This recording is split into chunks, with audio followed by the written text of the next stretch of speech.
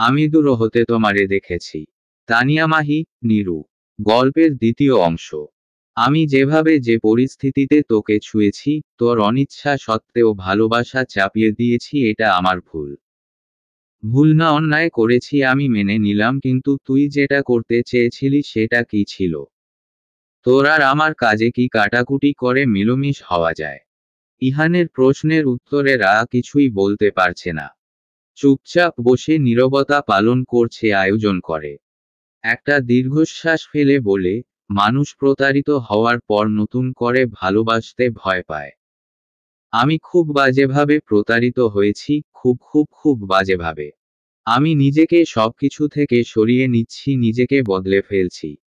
আমার পৃথিবীতে আমার মানুষ বলতে একজনও নেই, এটাই কি বড় শিক্ষা না আমার জন্য? মানুষ মাত্রই তো। ইহান ধমকের সুরে বলে ওঠে, একদম এটাকে ভুল বলবি না। এটা অন্যায়, মাত্রা ছাড়া অন্যায়। ক্ষমার অযোগ্য। আপাতত ক্ষমার বিষয়টা মাথায়ও আনতে চাইছি না। একাকিত্ব আমাকে গিলে খাচ্ছে, সঙ্গ প্রয়োজন। কিছু সময় মানুষের একাকিত্ব প্রয়োজন। নিজের ভুল বোঝার জন্য, নিজেকে চেনার জন্য, প্রায়শ্চিত্ত করার জন্য একাকিত্ব প্রয়োজন। আমার প্রয়োজন আর অনুভব করেন না। নাকি মৃত্যু সম অপরাধ করার ফলে আমার প্রতি থাকা ভালোবাসা ধুয়ে মুছে সাফ হয়ে গিয়েছে? ভালোবাসতে ভুলে গিয়েছেন? একটা অন্যায় করার পর যতটুকু অপরাধবোধ হওয়া প্রয়োজন তার চেয়ে অনেক হয়েছে এবং হচ্ছে। হতে থাকুক। একবার আসবেন না? সামনে দাঁড়িয়ে চোখে চোখ রেখে বলবেন না যে, রা, অনেক তো হলো, চল আবার শুরু করি। তুই বিয়ের পর প্রাক্তনের সাথে চলে যেতে চেয়েছিলি, তোর মনে হয় খুব তাড়াতাড়ি তুই ক্ষমা পাবি? রা কিছুক্ষণ নীরব থেকে আবার বলে ওঠে, মৃত্যুদণ্ড দেবেন? বেঁচে যেতাম। দম বন্ধ হয়ে আসে আমার, সময় সময় বাঁচার তাগিদে ছটফট করি, এইসব আর করতে হতো না। এত অসম্মান নিয়ে বাঁচা যায় না। আপনি এটুকু চিন্তা করছেন না যে আপনার সাথে যদি এমন হতো যে আপনি কাউকে ভালোবাসেন আর বাড়ি থেকে আপনাকে অন্য কারো সাথে বিয়ে দিয়েছে। হঠাৎ আগের সেই ভালোবাসার মানুষকে দেখলে হৃদয়টা লাফিয়ে উঠবেই। আমি কিছুতেই ভুলতে পারছি না যে আমার বউ অন্য কারো সাথে। ইহান কথা বলতে গিয়ে থেমে যায়। নিজের বলা বাক্যটা কিছুতেই শেষ করতে পারে না, মুখ দিয়ে বের হয় না কথা। ইহানকে চুপ করে যেতে দেখে রা বলে ওঠে, মৃত্যু প্রয়োজন হয় এমন পরিস্থিতিতে ফেলে দেবেন না। এমন পরিস্থিতি তৈরি করবেন না প্লিজ, যেটায় ভুলের বা অন্যায়ের প্রায়শ্চিত্ত করতে করতে নিজের মৃত্যু কামনা করতে হয়। মানুষের নিজের ভুল বুঝতে একটা ধাক্কাই যথেষ্ট। এই ধাক্কা আমার হাড়গোড় ভেঙে মাটিতে মিশিয়ে দিয়েছে, আমি আর উঠে দাঁড়াতে পারছি না। মানুষের মন থেকে যখন ভালো লাগা হারিয়ে যায় তখন ভালো থাকাটাও বিদায় নেয়, আর ভালো থাকা বিদায় নিলে মানুষ তখন মৃত্যুর সাথে বন্ধুত্ব করতে উদ্গ্রীব হয়ে ওঠে। ইহান তখনও চুপ করেই আছে। রা নিজেই কান্না করতে করতে আবার বলে, আমি কিন্তু যেভাবেই হোক নিজেকে বাঁচিয়ে নিতাম। আমি আমার সিদ্ধান্ত অনুযায়ী প্রথম ধাপ ফেলার আগেই সবটা জেনে গিয়েছিলাম। যেটা করতে চেয়েছিলাম সেটা চাওয়া পর্যন্তই, আর এটাই আমার অপরাধ। রা আর কথা বলতে পারছে না। কান্না করে তার নাক মুখ বন্ধ হয়ে আসছে। গলা থেকে কথা বের হচ্ছে না। রা ফোনটা কেটে পাশে রেখে ফুপিয়ে ফুপিয়ে কান্না করতে থাকে। গোটা 4 সপ্তাহ পর ইহান রায়ার কল রিসিভ করেছিল। এই 4 সপ্তাহ রা প্রতিটা সেকেন্ডে নিজেকে পুড়িয়েছে। পুড়িয়ে নিজেকে খাঁটি করে তৈরি করছে প্রতিনিয়ত। রায়ার কান্নার আওয়াজে দরজায় এসে নক করেন ইরিনা বেগম। রা চোখ মুছে বিছানা থেকে নেমে দরজা খুলে দেয়। ইরিনা বেগম শাড়ির আঁচল 2 ভাঁজ করে কাঁধে তুলে নিয়ে রুমে প্রবেশ করেন। রায়াও ইরিনা বেগমের পিছে পিছে গিয়ে সামনেই দাঁড়ায়। ইরিনা বেগম ইশারা করে বসতে বললে রা বাধ্য মেয়ের মতো বসে পড়ে। কান্না করছিলি? ইরিনা বেগমের হঠাৎ করা প্রশ্নে অপ্রস্তুত হয়ে যায় রা। ইরিনা বেগমের দিকে তাকিয়ে আবার চোখ নামিয়ে নেয়, কিন্তু মুখ দিয়ে কিছু উচ্চারণ করতে পারে না। ইরিনা বেগম রায়ার কাছাকাছি গিয়ে বসেন। এক হাত দিয়ে রায়াকে নিজের বুকের সাথে জড়িয়ে নিয়ে বলেন, এই কয়েকদিনে তো কম কান্না করলি না, আর কত আপনার ছেলে আমাকে মাফ করবে না বড়মা। আমি যে খুব বড় অপরাধ করে ফেলেছি। হ্যাঁ, অপরাধ করেছিস, কিন্তু আমি মেয়ে হিসেবে যেটুকু বুঝি মেয়েদের মায়া অনেক গভীর, খুব বেশি ভালোবাসতে পারে। আর এই অতিরিক্ত ভালোবাসা যখন ভুল মানুষের প্রতি এসে তখন আর কান্নার সীমা থাকে না। একটা মানুষের ভুল ঠিক করে নিয়ে নিজেকে নতুনভাবে গড়ে তোলার জন্য একটা মাস কম সময় না। কান্না করে নে, যত ইচ্ছে আজ কান্না করে নে। এরপর আর কোনোদিন যদি আমি তোকে কান্না করতে দেখেছি তাহলে আমার থেকে খারাপ কেউ হবে না বলে দিলাম। রা ফুপিয়ে ফুপিয়ে কান্না করতে থাকে। কান্না করতে করতেই বলে, আপনার ছেলে আমাকে আর কোনোদিন ভালোবাসবে না বড়মা। আগে আপনার ছেলের ভালোবাসা অসহ্য লেগেছে আর এখন তার ভালো না বাসা অসহ্য লাগছে। সব ঠিক হয়ে যাবে। ইহানকে বাসায় আসতে দে। পুরুষ মানুষকে ঠিক করে রাখতে নরম না কঠোর হতে হয়। আমি সব সময় তোর পাশে আছি, শুধু আমার ছেলেকে একটু ভালোবাসিস। ইহান তোকে খুব ভালোবাসে, তাই তো এত কিছু সহ্য করে নিতে পারছে না, কষ্ট পাচ্ছে তোর মতোই। আমি নিজেকে নিজে ক্ষমা করতে পারছি না বড়মা, উনি কিভাবে ক্ষমা করবে? তবে গোটা একটা মাস আমার কাছে এক যুগ মনে হয়েছে। উনি দূরে থেকে কেন এত শাস্তি দিচ্ছে আমাকে? বাসায় এসে কি শাস্তি দেওয়া যায় না?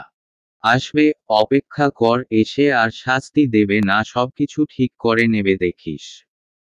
এখন ঘুমিয়ে পড়তো, ঘড়িতে দেখ 1:30 বাজে।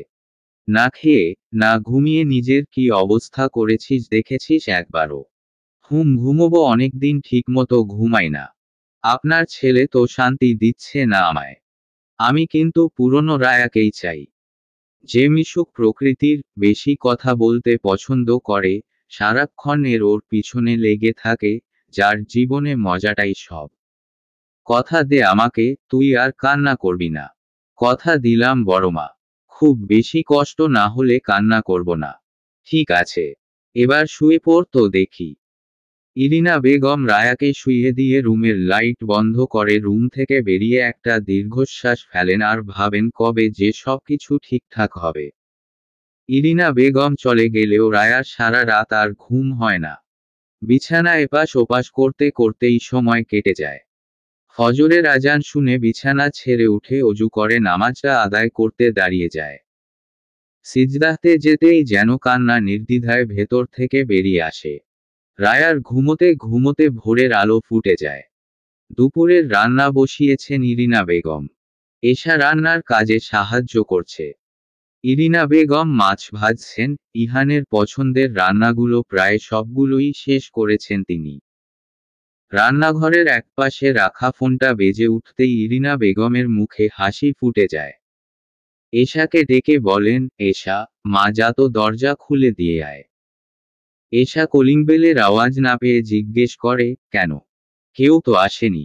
রা আপুর মা চলে যাওয়ার পর তো আমি দরজা আটকে দিয়ে এসেছি। খুলে দেখ কে এসেছে। আমি তো কলিং বেলের আওয়াজ শুনলাম না, তুমি শুনেছ। বেশি কথা না বলে যা তো। আচ্ছা যাচ্ছি। বলে এশা রান্নাঘর থেকে বেরিয়ে দরজা খুলে দিতে চলে যায়। কিছুক্ষণ পর এশা দৌড়ে রান্নাঘরে এসে ইরিনা বেগমকে বেশ উচ্ছ্বাসের সাথে বলে, মা, ভাইয়া এসেছে। তুমি বুঝলে কি করে? ফোন দিয়েছিল, তুই যা তো ছাদ থেকে ধুয়ে দেওয়া কাপড়গুলো নিয়ে আয়। অনেক রোদ বাহিরে। বেশিক্ষণ জামা কাপড় বাহিরে থাকলে রং নষ্ট হয়ে যাবে। আচ্ছা যাচ্ছি। ইরিনা বেগম রান্না করতে করতে আল্লাহকে ডাকতে থাকেন। দোয়া করতে থাকেন যেন এবার এতদিন পর ইহান আর রায়ার মাঝে সবকিছু ঠিক হয়ে যায়। অনেক তো হলো ভুল বুঝে, ইগো নিয়ে, কষ্ট নিয়ে দূরে থাকা, ওরা দুজন ভেতরে ভেতরে শক্ত সম্পর্ক তৈরি না করলে যে কেউ এসে তাদের আলাদা করে দিয়ে চলে যাবে। ইহান রুমে প্রবেশ করে দেখে রা তখনও বিছানায় হাত পা ছড়িয়ে ঘুমোচ্ছে। ছোট বাচ্চা ছেলেমেয়ে যেমন সমস্ত বিছানা দখলে নিয়ে ঘুমায়, রায়াও ঠিক ওভাবেই ঘুমোচ্ছে। ইহান নিজের ব্যাগটা রেখেই রায়ার দিকে এগিয়ে গিয়ে মাথার পাশে বসে। প্রায় 1 মাস পর এই মুখটা সে দেখে মুখটা মলিন হয়ে যায় ইহানের। কি অবস্থা হয়েছে রায়ার? এই মেয়েটা রাতে তাকে কল দিয়ে ফুপিয়ে ফুপিয়ে কান্না করছিল। ইহান মনে মনে ভাবতে থাকে এই মেয়েটা কি জানে, তার কান্নার আওয়াজ বুকের ভেতরের সবকিছু একদম তছনছ করে দেয়। ইহান আলতো করে রায়ার গালে ঠোঁট ছুঁয়ে দেয়। কপালে, মুখে এলিয়ে থাকা চুলগুলো সরিয়ে দিতেই রায়া চোখ মেলে তাকায়। ইহানকে দেখে তার চোখ দুটো যেন আরো বড় আর গোল হয়ে যায়। চিৎকার দিয়ে বলে, আম্মা ভূত। ইহান চকিতে রায়ার মুখ চেপে ধরে নিজের ঠোঁটে আঙুল দিয়ে ইশারায় চুপ করতে বলতেই থাকে। আমি তোকে কিছু করেছি? এমন চিৎকার দিয়েছিস কেন? আমি তোকে আদর করেছি, চুমু খেয়েছি নাকি শক্ত হাতে থাপ্পড় মেরেছি, কোনটা? রা মাথা এপাশ ওপাশ নাড়াচ্ছে আর অস্পষ্ট আওয়াজ করে যাচ্ছে। ইহান রায়ার মুখ থেকে নিজের হাত সরিয়ে নেয়। রা উঠে বসে হাঁপাতে থাকে। ইহান বিছানার নিচে থেকে আলমারির চাবি নিয়ে রায়াকে দেখিয়ে বলে, আমি চাবি নিচ্ছিলাম আর তুই চিৎকার শুরু করে উঠেছিস বেয়াদব মেয়ে। এই রুমে আমার ঘুমের সময় কেউ আসে না। এভাবে চোখ খুলে আপনাকে দেখে ভয় পেয়ে গেছি। তার ওপর আপনি তো বাড়িতে ছিলেন না। দিনদুপুরে নিশ্চয়ই ভূত আসবে না, তাই না? আসতেও তো পারে, কিন্তু আপনি কখন আসলেন এসব তোর জানতে হবে না। কার জানতে হবে? মানুষ জোগাড় করে নেব। বাড়িতে নিয়ে আইসেন, বিষ খাইয়ে আগাছা সাফ করে ফেলব। বেশি কথা বললে থাপড়িয়ে চোয়াল বাঁকা করে ফেলব। এই গাল শুধু চুমু দেওয়ার জন্য, একটা চুমু দেন। ইহান রায়ার কাছে থেকে উঠে এসে আলমারির লোক খুলতে খুলতে রায়ার আড়ালে হাসতে থাকে। মেয়েটা বড্ড পাজি। ইহান নিশ্চিত এই মেয়ের সাথে থাকলে রাগটা আর কিছুতেই ধরে রাখতে পারবে না। এমনিতেই রাতে কান্না করে মনটা গলিয়ে দিয়েছে। এতগুলো দিন নিজেকে কঠোর করে রেখেছিল, কিন্তু পুরো একটা মাস কথা না বলে ভালো না লাগায় মাকে জানিয়ে তাড়াতাড়ি সুদূর ঢাকা থেকে চলে এসেছে। আপনাকে একটু জড়িয়ে ধরি। ইহান আলমারির সিক্রেট ড্রয়ার থেকে কিছু ইম্পর্ট্যান্ট কাগজ খুঁজছিল, এমন সময় রায়ার এমন আবদারজড়িত গলা শুনে পিছনে ঘুরে তাকায়। ইহান আবার আলমারির দিকে তাকিয়ে উঁচু স্বরে বলে ওঠে, কি চাই এখানে? আপনাকে। মানে? বাংলায় বললাম তো বোঝেননি? আমি তোর সাথে এখানে প্রেম করতে আসিনি রা। আমার কাছাকাছি আসার চেষ্টাও করবি না। আমাকে আমার মতো থাকতে দে। আপনি আমার জন্য বাসায় আসেননি। তোর জন্য কেন আসবো? এখানে আমার প্রয়োজন ছিল বিধায় এসেছি। আমি জানি আপনি আমার জন্যই এসেছেন। চরিত্রহীন কোন মেয়ের জায়গা নেই আমার জীবনে। ইহানের কথায় চোখ ঘোলাটে হয়ে যায় রায়ার। বুকের মধ্যে অদ্ভুত ব্যথা শুরু হয়। চারপাশ অন্ধকার হয়ে আসতে শুরু করে। একটা মানুষ যখন সবকিছু থেকে নিজেকে সরিয়ে নেবে, একটা মানুষের জন্য, শুধুমাত্র একটা মানুষের জন্য নিজেকে তার দিকে এগিয়ে দিবে, সেই মানুষটাই বোধ হয় ছেড়ে যাওয়ার সাহস দেখায়। অপ্রিয় থেকে প্রিয়, আবার প্রিয় থেকে অচেনা হওয়ার পথ বুঝি এমনই হয়। রায়ার চোখ টলমল করছিল। রায়ার কোন সারা শব্দ না পেয়ে ইহান পিছনে ফিরে তাকায়। রায়া চোখের পলক ফেলতেই দুফোঁটা পানি গাল বেয়ে গড়িয়ে পড়ে। রায়া ইহানের দিকে অনিমেষ তাকিয়ে আছে। ভারী গলায় বলে ওঠে, সবকিছু এভাবেই শেষ হয়ে যাবে সত্যি সত্যি? আপনি আমার সাথে এমন করলে আমার বেঁচে থাকার শেষ আশাটুকুও যে সলতেহীন মোমবাতির আলোর মতো নিভে যাবে। রা প্লিজ, আমার এসব আর শুনতে ইচ্ছে করছে না। মানুষ তো ফাঁসির আসামিকেও ভালোবাসে, তার জন্য কষ্ট হয়। আমার জন্য আপনার একটুও কষ্ট হয় না? আর একটুও ভালোবাসেন না? ইহান কোন জবাব দেয় না। নিজের প্রয়োজনীয় কাগজগুলো নিয়ে বিছানার ওপর চলে যায়। রা কিছুক্ষণ স্থির থেকে সেখান থেকে বাহিরে চলে যায়। রা চলে যেতেই ইহান দৌড়ে এসে দরজায় উকি দিয়ে দেখে রা চোখ মুখ মুছতে মুছতে রান্নাঘরের দিকে যাচ্ছে। নিজের দুই কোমরে দুই হাত দিয়ে একটা দীর্ঘশ্বাস ফেলে সে মনে মনে ভাবতে থাকে, এভাবে আর কতক্ষণ? নিজের প্রিয় মানুষ, ভালোবাসার মানুষ একটু ভালোবাসা পাওয়ার জন্য এত আহাজারি করছে, আর সে কি না প্রতিশোধ নিচ্ছে। রাত ও রাতে ঠিকই বলেছিল, সে অন্যায়ের কথা ভেবেছিল ঠিকই, কিন্তু আসল কাহিনী বুঝতে পেরে পিছিয়ে এসেছিল তো। ইহান বিড়বিড়িয়ে বলে ওঠে, এই মেয়ের থেকে কি আর দূরে থাকা সম্ভব হবে? বুকে জড়িয়ে নেওয়ার জন্য বুকটা তো আনচান করছে। মরুভূমিতে এক ফোঁটা পানির জন্য মানুষ যেমন তৃষ্ণার্ত থাকে, আমিও তেমন রা নামক পিপাসায় কাতর হয়ে আছি। রা রান্নাঘরে গিয়ে ইরিনা বেগমকে উদ্দেশ্য করে বলে ওঠে, আপনার ছেলে আমাকে সত্যিই আর ভালোবাসে না বড়মা। আমি কি করব এখন? ইরিনা বেগম হাতের চামচটা ধুয়ে রাখতে রাখতে বললেন, কে বলেছে তোকে? আপনার ছেলের কথায় বোঝা যায়। ইহান নিজে মুখে বলেছে। না, তা বলেনি। তাহলে তোর এত কিছু ভাবতে হবে না। তুই আবার কান্না করেছিস। আমাকে না কথা দিয়েছিলি। আপনার ছেলে বাজে ব্যবহার করেছে আমার সাথে। ওকে আমি দেখে নেব। তুই যা, ফ্রেশ হয়ে আয়। আজ সবাই একসাথে খেতে বসবো। কালকে আমাকে তাড়াতাড়ি ডেকে দিও। আজ রাতে ঘুম হয়নি, সকালে ঘুমিয়েছি জন্য দেরি হয়ে গেছে। আচ্ছা ডাকবো, এখন যা। রা রান্নাঘর থেকে চলে গেলে ইরিনা বেগম মনে মনে বলেন, আমার ছেলেটা যে তোর কান্না আর সহ্য করতে না পেরে চলে এসেছে তোর কাছে, এটুকু বুঝলি না? খাবার টেবিলে বসে সবাই রায়ার জন্য অপেক্ষা করছিল। ইহান মায়ের সাথে কথা বলছিল। এশা আর রা দুজনই এখনো আসেনি। ইহান গলা উঁচু করে এশার রুমের দিকে তাকিয়ে এশাকে ডাক দিতেই এশা বেরিয়ে এসে খাবার খেতে বসে যায়। ইহান রায়াকে না ডেকে মাকে বলে, আম্মি তুমি রায়াকে ডাকো।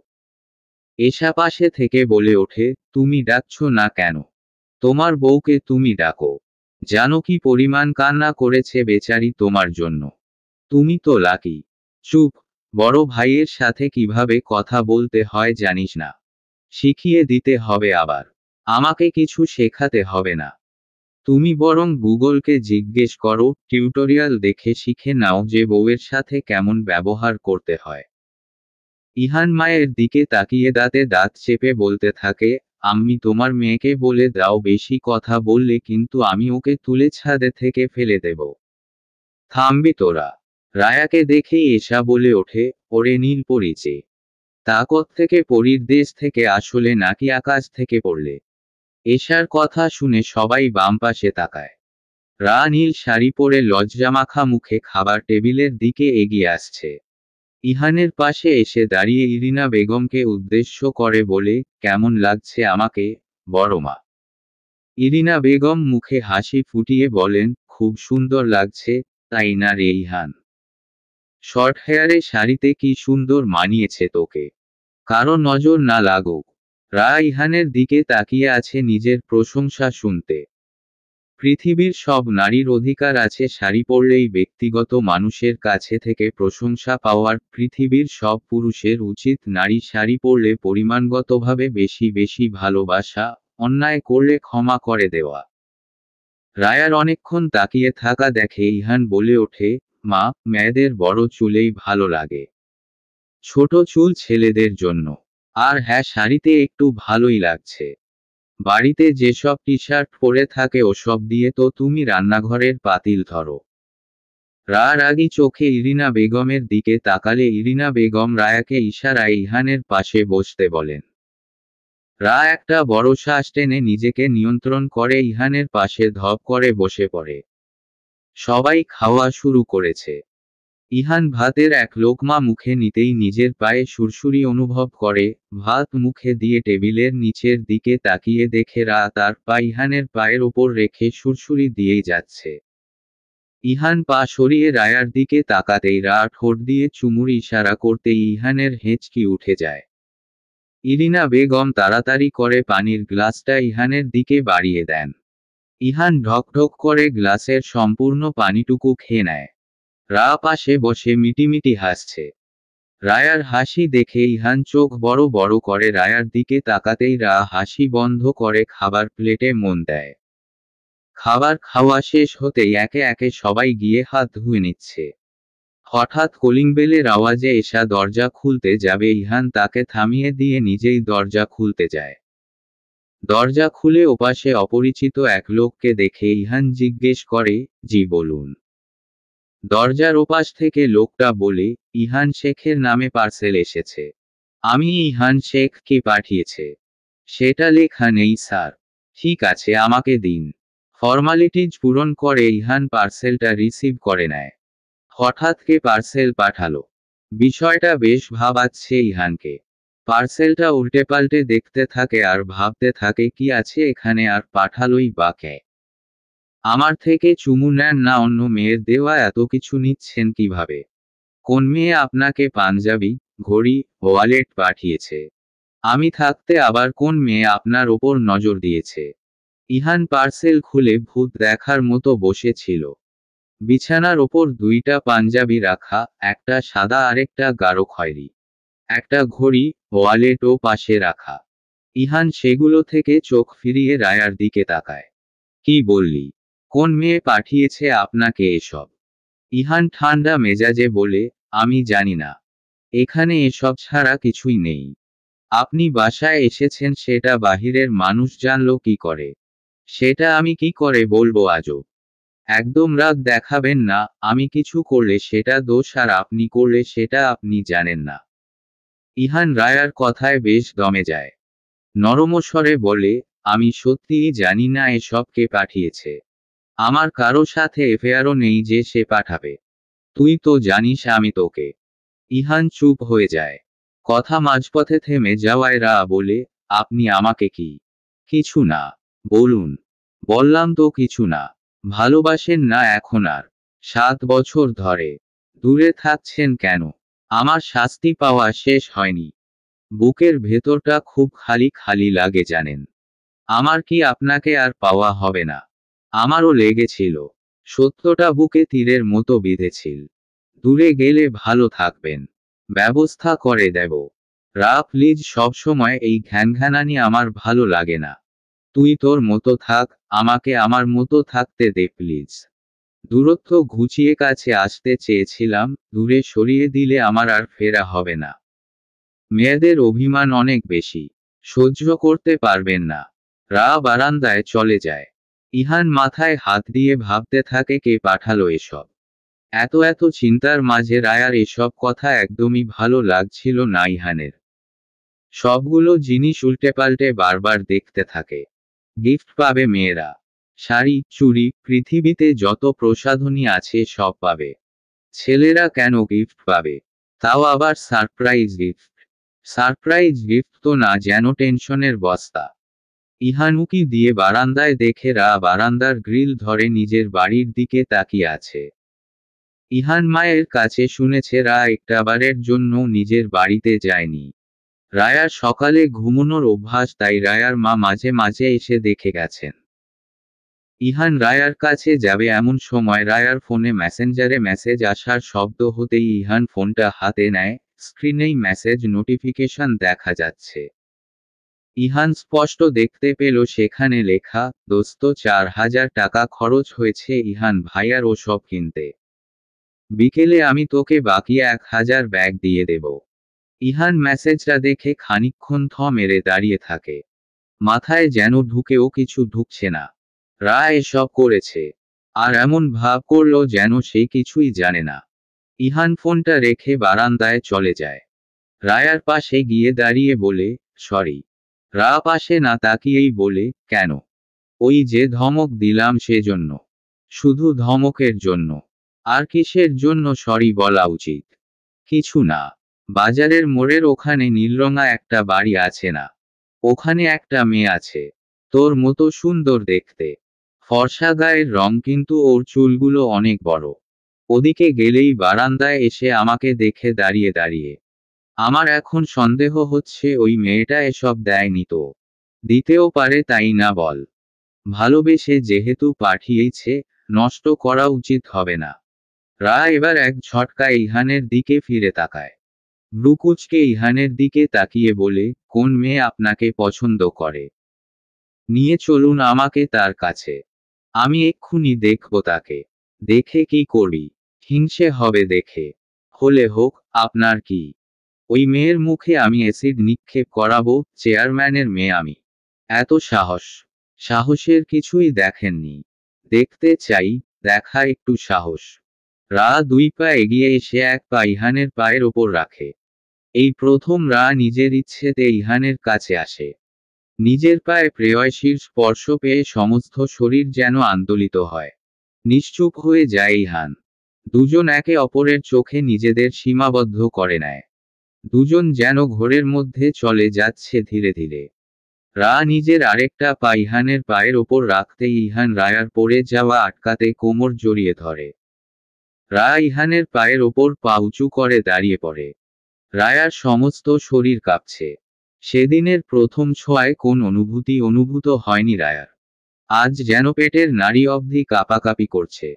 রা ঠিকমতো দাঁড়িয়ে থাকতেও পারছে না।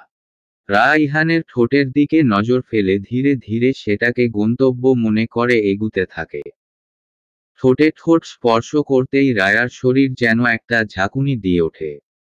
সাথে সাথে দুজন চোখ বন্ধ করে নেয়। ইহান রায়ার কোমর শক্ত করে জড়িয়ে ধরে প্রেয়সীর সাথে ভালোবাসাময় প্রথম চুম্বন উপভোগ করতে থাকে। দুজন যেন বাস্তব জীবন থেকে বিচ্ছিন্ন হয়ে পড়ে। মহাকাশ থেকে যেমন কোন কিছু হঠাৎ কোথাও ছিটকে পড়ে, ঠিক তেমনি যেন রা আর ইহান পৃথিবী নামক গ্রহ থেকে ছিটকে যায়। বাস্তব থেকে তারা এখন ধরা ছোঁয়ার বাহিরে। এশা ভাইয়া ভাইয়া করে ডাকতে ডাকতে রা আর ইহানের রুমের দিকে আসতে থাকে।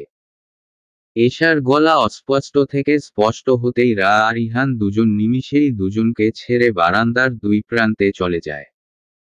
রা একবার ইহানের দিকে তাকাতেই দেখে ইহান অবাক চোখে তার দিকে তাকিয়ে আছে। রা লজ্জায় মাথা নিচু করে নেয়। ইহান রায়ার সামনে থেকে রুমের দিকে পা বাড়ায়। ইহানের মুখে হাসি লেপ্টে আছে। এশাকে দেখেই মুখটা গম্ভীর করে নেয় সে। কি চাই? ডাকছিস কেন? টাকা দাও। টাকা লাগবে। কিসের টাকা? আমার বান্ধবীরা বিকেলে বের হচ্ছে সবাই মিলে, আমিও বের হব। কত টাকা লাগবে? 1000 হলেই চলবে। ইহান টেবিলে রাখা ওয়ালেট থেকে 1000 টাকার একটা নোট বের করে এশার হাতে দেয়। এশা নোটটা নিয়ে রুমের এদিক ওদিক তাকিয়ে বলে, রা আপু কই? ওয়াশরুমে। বারান্দায় আছে। ওকে আবার কিসের দরকার? শাড়ি নেব একটা। সবাই শাড়ি পরবে। আচ্ছা যা, গিয়ে দেখ। এশা আর কথা না বাড়িয়ে সোজা বারান্দায় চলে যায়। বারান্দার রুম থেকেই আপু বলে ডাক দিতেই রা চমকে ওঠে। পিছনে তাকাতেই এশাকে দেখে আমতা আমতা করে বলে, কি? কিছু হয়েছে তোমার? তোর ভাইকে আমি চুমু খেয়েছি, গভীর যে চুমু আছে না, ওটা। আমার সারা শরীরে বিদ্যুৎ খেলে গেছে। নাড়িও কাঁপছে জানিস। কথাগুলো বলতে না পেরে বলে, কিছু হয়নি। তুই কিছু বলবি? হ্যাঁ, তোমার সবুজ শাড়িটা দাও। সেদিন কিনেছিলে না, ওটা। আলমারি থেকে নিয়ে নে সোনা প্লিজ। আমি রুমে যেতে পারবো না। ওমা, নিজের রুমে যেতে পারবে না কেন? পারবো না বলতে, যেতে ইচ্ছে করছে না। না তুমি আসো। আমার জুয়েলারিও লাগবে। যেতেই হবে। হ্যাঁ আসো। তোর ভাইয়া রুমে আছে। এশা রুমে উকি দিয়ে ইহানকে না দেখতে পেয়ে বলে, না ভাইয়া রুমে নেই। আচ্ছা চল। রা এশার সাথে রুমে চলে আসে। রুমে এসে আসলে ইহানকে দেখতে পায় না সে। শুকনো একটা ঢোক গিলে আলমারির দিকে চলে যায়। আলমারি থেকে এশার পছন্দের সবকিছু বের করে এশার হাতে দিতেই এশা সেগুলো নিয়ে চলে যায়। রা বিছানায় রাখা ইহানের জন্য নেওয়া জিনিসগুলো দেখতে এগুবে, ঠিক তখন ওয়াশরুমের দরজা খোলার শব্দ হয়। রা যেন সেখানেই স্ট্যাচু হয়ে যায়। রা মনে মনে নিজেই নিজেকে নোংরা অকথ্য ভাষায় গালি দিতে থাকে। মনে মনে নিজেকেই শাসায়, কেন যে তখন ওরকম বেহায়ার মতো কাজ করতে গেলি। এখন এই লোকটার সামনে দাঁড়াবি কি করে? এই লোকটা তোকে এখন কথায় কথায় লজ্জা দেবে, দেখে নিস। রা ইহানকে নিজের দিকে এগিয়ে আসতে দেখে অসহায় চোখে তার দিকে তাকিয়ে থাকে। ইহানের মুখভঙ্গি কোন কিছুই বলছে না, কিছুর আভাসও দিচ্ছে না।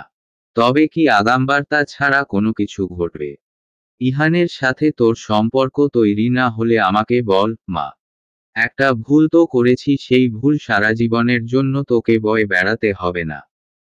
আমি রায়ানকে বলেছি, ও ডিভোর্সের সব ব্যবস্থা করে দেবে। তুই চাইলে এখানে থেকে যেতে পারিস, তোকে কেউ বাধা দেবে না। মায়ের কথায় ভ্রু কুঁচকে তাকায় রা। রাবেয়া বেগম বুঝতে পারছেন না তিনি ভুল কিছু বললেন কিনা। রা পিছন থেকে চুলগুলো গুছিয়ে সামনে আনতে আনতে বলে, মা এতগুলো দিন পরে বাড়িতে এসেছি মনটা ভালো করতে। আজে বাজে কথা বলে প্লিজ মেজাজের 12টা বাজিও না। রেগে কিছু বললেই বলবা আমি আগের মতোই বদমেজাজি আছি, নিজেকে বদলে ফেলিনি। আর তোমার ছেলেকে নিষেধ করে দিও আমার লাইফে যেন নাক না গলায়। এতদিন তো তোমাদের কোন খোঁজ খবর নেয়নি। আমার প্রতি এত দরদ তোমার ছেলের দেখাতে হবে না। আমি যেমন আছি সেরকমই ভালো আছি।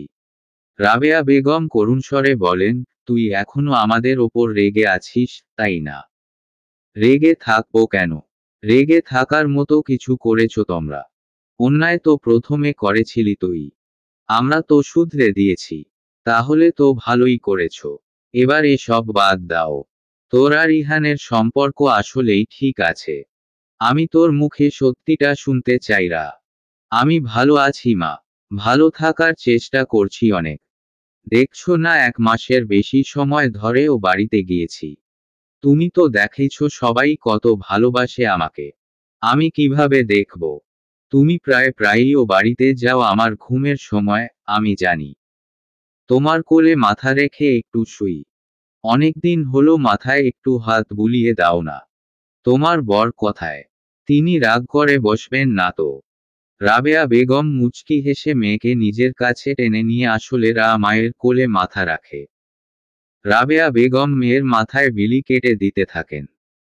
অনেকদিন পর চোখ বন্ধ করে মায়ের কোলে শুয়ে আছে। রাবেয়া বেগম বিলি কাটা থামিয়ে হঠাৎ বলে ওঠেন, এই মাহমুদের আগামী সপ্তাহে বিয়ে। তোর বাবাকে কল করে সকালে বলল। হয়তো দুই একেই বিয়ের জন্য দাওয়াত দিতে আসবে। একলাফে উঠে বসে উৎসুক চোখে জিজ্ঞেস করে, কার সাথে বিয়ে?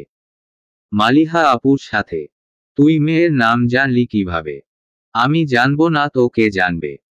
মাহমুদ ভাইয়া তো আমাকে সাথে নিয়ে 3বার মালিহা আপুর সাথে দেখা করতে গিয়েছিল। কি মাখো মাখো প্রেম বাবা! তুই তাহলে আগে থেকেই এইসবে আছিস। আমি থাকবো না। মাহমুদ ভাইয়া যখন মালিহা আপুর জন্য কিছু কিনত তখনও আমাকে ছবি পাঠাতো, আমি পছন্দ করলে তবেই সেটা কিনত। সামনে শুক্রবারেই বিয়ে। আমি তো ভাইয়ার বিয়েতে বরযাত্রী যাব। রায়ার এত কথায় রাবেয়া বেগমের মন ভালো হয়ে যায়। কতগুলো দিন মেয়ের সাথে খোলামেলা কথা হয়নি। না থেমে কথা বলেই যাচ্ছে আর রাবেয়া বেগম নিষ্পলক মেয়েকে দেখে যাচ্ছেন। মেয়েটা এতদিন রুমবন্দি হয়ে গুমরে মরছিল। দুপুরবেলা খাওয়া দাওয়া করে সবাই ঘুমিয়েছে। ফোনে গরুর মাংস রান্নার রেসিপি দেখে সেটা রান্না করতে গিয়েছে। ইহানের মা কথায় কথায় সেদিন বলেছিল পুরুষ মানুষের মন ভালো ভালো রান্না খাইয়ে বসে রাখা যায়। ইহান কোন কাজে সকালে নাস্তা করে বেরিয়েছে কিন্তু এখনো বাসায় এসে পৌঁছায়নি। সেদিনের ঘটনার পর থেকে নিজেই ইহানের কাছাকাছি আর থাকতে পারছে না। ভীষণ লজ্জা লাগছে তার। কি করে যে সেদিন ওরকম একটা ঘটনা ঘটে গিয়েছিল সেটা সে নিজেও জানে না। অধীর আগ্রহে অপেক্ষা করছে কখন রান্না শেষ হবে। ইহান আসার আগে রান্না শেষ হয়ে গেলে তাকে দিয়েই টেস্ট করানো যেত ভেবেই চুলায় গতি বাড়িয়ে দেয়। কি করছিস রান্নাঘরে? হঠাৎ পুরুষালী কণ্ঠ শুনে চমকে ওঠে সাথে সাথে পিছনে ফিরে দেখে ইহান দাঁড়িয়ে আছে। চোখ বন্ধ করে একটা জোরে শ্বাস ফেলে আবার রান্নার দিকে ফিরে বলে, রান্না করছি। তুই রান্না পারিস? না পারলে রান্না করছি কিভাবে? আমি কি তাহলে ভুল জানি? হ্যাঁ। কি রান্না হচ্ছে? আপনি ফ্রেশ হয়ে টেবিলে আসুন তখন দেখতে পাবেন। এখন দেখলে কি সমস্যা? না, আমি দেখাবো না। ইহান রায়ার কাছাকাছি এসে কোমরে চিমটি কাটতেই লাফিয়ে ওঠে। লাফিয়ে ওঠার সাথে সাথেই গরম কড়াইয়ে হাত লেগে যায়। ছিটকে পিছিয়ে আসতেই ইহানের সাথে ধাক্কা লেগে ইহানও টাল সামলাতে না পেরে পিছনে সরে যায়। হাত উঁচু করে হাতে ফু দিতে থাকে। ইহান সাথে সাথে রায়ার হাত ধরতে ইহানের দিকে তাকায়। ইহান খেয়াল করে রায়ার চোখ টলমল করছে। রায়ার হাত লালবর্ণ ধারণ করতে শুরু করেছে। ইহান রায়ার চোখে চোখ রেখেই বলে, সরি আমি বুঝতে পারিনি এমন কিছু হবে। সরি জান। খুব জ্বলছে। মাথা নাড়িয়ে বুঝায় তার হাত খুব জ্বালাপোড়া করছে। রায়াকে টেনে নিজের বুকে রায়ার মাথা জড়িয়ে নিয়ে মাথায় হাত বুলাতে থাকে। কিছু একটা মনে হতেই চুলা বন্ধ করে রান্নাঘরের তাক থেকে ভ্যানিলা অ্যাসেন্স বের করে। ইহানের হাতে ভ্যানিলা অ্যাসেন্স দেখে রা বলে, কি করবেন এটা? এটা হাতের যেখানে লেগেছে ওখানে নিলে কষ্ট কমবে। বেশি জ্বলবে না। উহু, একদম না। রা ইহানের দিকে হাত বাড়িয়ে দেয়। ইহান এক হাত দিয়ে রায়ার হাত ধরে, অন্য হাত দিয়ে রায়ার হাতে অ্যাসেন্স লাগিয়ে দেয়। রায়াকে নিয়ে নিজেদের রুমে চলে যায়। রায়াকে বিছানায় বসিয়ে দিয়ে বলে, তুই এখানে একটু বসে থাক, আমি ফ্রেশ হয়ে আসছি। একদম আর রান্নাঘরে যাবি না। আমি রান্নাঘর থেকে ওটা খাবার টেবিল পর্যন্ত নিয়ে আসতে পারবো। ঠিক আছে। আমি কোথাও যাচ্ছি না। আচ্ছা, আমি আসছি। ইহান ওয়াশরুমে চলে গেলে রা পা তুলে খাটের ওপর বসে বসে বসে ইহানের জন্য অপেক্ষা করতে থাকে। রা ফোনে একটা গান ছেড়ে দেয়। গান ছেড়ে চোখ বন্ধ করে খাটে হেলান দিয়ে অপেক্ষার প্রহর গুনতে থাকে। ইহান কিছুক্ষণ পরই গোসল শেষ করে। চুল মুছতে মুছতে ওয়াশরুম থেকে বের হয়। আয়নার সামনে এগিয়ে আসতে আসতে খেয়াল করে রা তাকে আর চোখে দেখছে। ইহান হেসে বলে, সুন্দর লাগছে। হ্যাঁ, আমাকে সুন্দর লাগছে না। আপনি তো সুন্দরী। তোর তো গর্ব করা উচিত। গোসল করে বের হয়েছি। গা ঠান্ডা, জড়িয়ে ধরবি। আসলেই। না থাক, চল খেতে বসি। খিদে পেয়েছে খুব। চলুন। রা বিছানা থেকে নেমে আসে। ইহানের আগে আগে রা রান্নাঘরে যেতে লাগলে ইহান ডেকে খাবার টেবিলের ওখানে গিয়ে বসতে বলে। রায়াও তোত্তারামি না করে চেয়ারে গিয়ে বসে। ইহান গিয়ে মাংস বাটিতে বেড়ে খাবার টেবিলে রেখে নিজেও চেয়ারে বসে। প্লেটে খাবার বাড়তে বাড়তে বলে, দুপুরে খেয়েছিলি? হ্যাঁ, খেয়েছিলাম তো। এখন আমার সাথে আবার খাবি? কি খাবো? চুমু। এখনই খাবো। চুমু খাবি? আমার বউ এত রোমান্টিক কবে থেকে হলো? আপনার অতি ভালো মানুষিতে আমার সন্দেহ হচ্ছে। ভালো মানুষই কোথায় দেখালাম? এই যে এত ভালো করে কথা বলছেন, আমার কেমন যেন সন্দেহ হচ্ছে। ও আচ্ছা, আমার ভালো ব্যবহার আপনার ভালো লাগছে না? আমি এটা বললাম নাকি? বাদ দেন এসব। দেন, খাইয়ে দেন। হ্যাঁ, এখন ভাত খেয়ে নে, পরে চুমু খেয়ে নিস। ইহানের কথায় রা লজ্জায় মাথা নিচু করে ফেলে। ইহান রায়ার কপালে একটা চুমু দিয়ে রায়াকে ভাত খাইয়ে দেয়। রা ভাত খেতে খেতেই বলে, আমার থেকে প্লিজ আর নিজেকে দূরে সরিয়ে নিবেন না। আমি ছোটবেলা থেকে অনেক কিছু হারাতে হারাতে আপনার কাছে এসে ঠেকেছি। আপনি হারিয়ে যাবেন না প্লিজ। চলবে।